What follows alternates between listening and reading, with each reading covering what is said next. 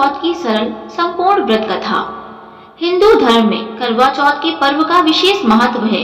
इस दिन सुहागिन स्त्रियां पूरे दिन निर्जला उपवास करके पति की लंबी उम्र की प्रार्थना करती हैं। ऐसा माना जाता है कि जो स्त्री श्रद्धा पूर्वक व्रत और उपवास करती है, उसकी सभी मनोकामनाएं पूर्ण होने के साथ पति को दीर्घायु का वरदान भी मिलता है। दिन भर निर्जला व्रत करने के बाद रात में चंद्रमा के दर्शन के पश्चात ही जल और अन्न ग्रहण करने का विधान है। करवा चौथ के दिन पूजन के कई नियमों में से एक इसकी कथा का पाठ करना भी है। मान्यता है कि जो भी स्त्री इस व्रत की कथा का पाठ करती है, उसे सौभाग्य का वरदान प्राप्त होता है। बहुत समय पहले की बात है, एक साहूकार के 7 बेटे और एक बहन करवा थी। सभी सातों भाई अपनी बहन से बहुत प्यार करते थे, यहाँ तक कि वे पहले उसे खाना खिलाते और बाद में स्वयं खाते थे। एक बार उसकी बहन ससुराल से मायके आई हुई थी। शाम को भाई जब अपना व्यापार व्यवसाय बंद कर घर आए थे, तो देखा उनकी बहन बहुत व्याकुल थी। सभी भाई खाना खाने बैठे और अपनी बहन से भी खाना खाने का आग्रह करने लगे, लेकिन बहन ने बताया कि उनका आज करवा चौथ का निर्जल व्रत है और वह खाना सिर्फ चंद्रमा को देखकर उसे अर्घ देकर ही खा सकती है। चूँकि चंद्रमा अभी तक नहीं निकला है, इसलिए वह भूख प्यास से व्याकुल हो उठी है। सबसे छोटे भाई को अपनी बहन की हालत देखी नहीं जाती और वह दूर पीपल के पेड़ पर एक दीपक जलाकर चलने की ओट से रख देता है। दूर से देखने पर ऐसा प्रतीत होता है कि जैसे चतुर्थी का चांद उदित हो रहा हो। इसके बाद भाई अपनी बहन को बताता है कि चांद निकल आया है, तुम उसे अर्घ देने के बाद भोजन कर सकती हो। बहन खुशी के मारे सीढ़ियों पर चढ़कर चांद को देखती है, उसे अर्घ देकर खाना खाने बैठ जाती है। वह पहला टुकड़ा मुंह में डालती है तो उसे छींक आ जाती है, दूसरा टुकड़ा डालती है तो उसमें बाल निकल आता है, और जैसे ही तीसरा टुकड़ा मुंह में डालने की कोशिश करती है तो उसके पति की मृत्यु का समाचार उसे मिलता है। वह बौखला जाती है।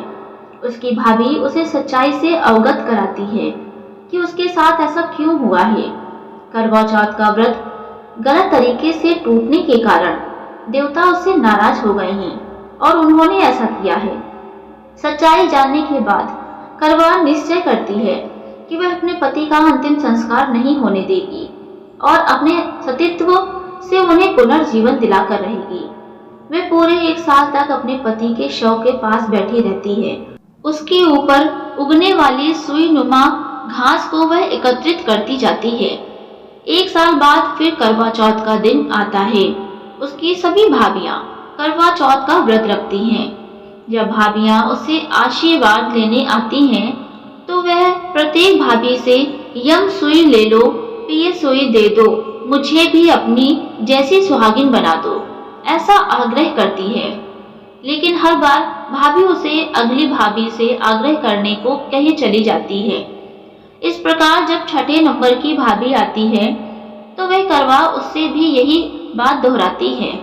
ये भाभी उसे बताती है कि चूंकि सबसे छोटे भाई की वजह से उसका व्रत टूटा था, अतः उसकी पत्नी में ही शक्ति है कि वह तुम्हारे पति को दोबारा जीवित कर सकती है। इसीलिए जब वह आए तो तुम उसे पकड़ लेना और जब तक वह तुम्हारे पति को जिंदा न कर दे, उसे नहीं छोड़ना। ऐसा कहकर वह चली जाती है। सबसे अंत में छोटी भाभी आती है।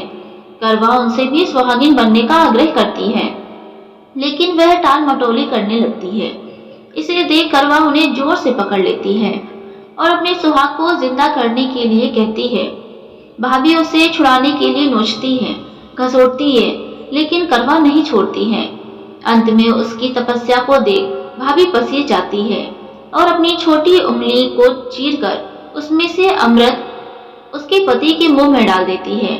करवा का पति तुरंत श्री गणेश कहता हुआ उठ बैठता है।